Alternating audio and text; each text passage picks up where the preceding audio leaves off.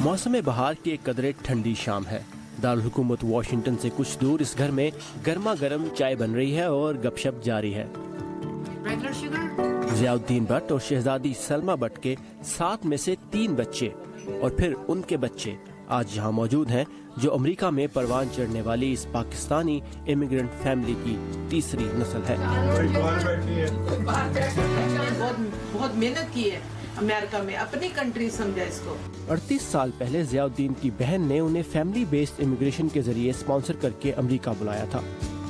1965 से अमेरिका में राइज इस पॉलिसी को चेन माइग्रेशन भी कहा जाता है, यानी एक तारिके वतन शहरियत मिलने के बाद बैरून मुल्क मुकीम अपने रिश्तेदारों को भी अमेरिका ला सकता है।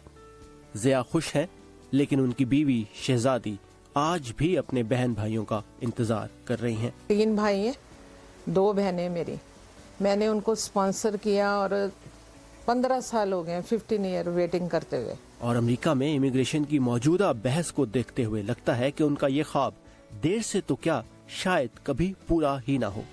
रेज एक्ट चेन माइग्रेशन को खत्म करके ग्रीन कार्ड के हुसूल के लिए पॉइंट्स पर मुश्तमिल सिस्टम को मुतारिफ करवाएगा, जो ऐसे दरख्वास्त गुजारों को बरतरी देगा जो अंग्रेजी बोल सकें और अपनी और अपने खानदान की कफालत कर सकें और अमेरिका की मईशत पर बोझ न बने। सदर ट्रंप की मुजव्वज़ा पॉलिसी अगर कानून बन जाती है तो मुमकिन है तारकीन वतन शहरियत हासिल करने के बाद अपने बीवी बच्चों और वालिदैन के सिवा खानदान के किसी और फर्द को स्पॉन्सर करके अमेरिका ना बुला सके, जिनमें बहन भाई भी शामिल हैं। This is not fair. We have to raise our voice. मैं इसके अगेंस्ट हूँ जो नया इन्होंने पॉलिसी निकाली है। इन हालात में शहजादी सलमा भट्ट की नजरें अमेरिकी कैपिटल हिल पर होने वाली कानून साजी पर है।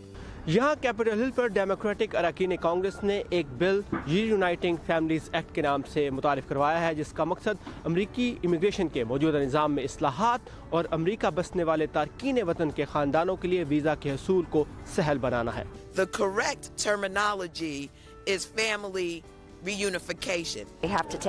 इस वक्त अमरीकी खानदानों को मिलने में 20 से 30 साल लग जाते हैं।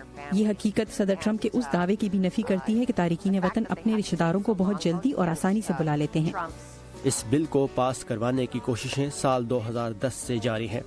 यहाँ मौजूद अरकान कांग्रेस का कहना है कि वो अपनी कोशिशें उस वक्त तक जारी रखेंगे जब तक तारकीन वतन से हमदर्दी रखने वाला कोई शख्स अमरीकी सदर ना बन जाए। इसके अगेंस्ट हम जाएंगे अगर इन्होंने कोई भी लॉ पास किया, चाहे वो इंडिया और पाकिस्तान हो, कोरिया, वियतनाम, कोई भी जगह हो। अब मेरे बहन भाई हैं तो वो आगे अमेरिका के ऊपर नहीं बोझ बनेंगे, वो मेरी रिस्पांसिबिलिटी होगी।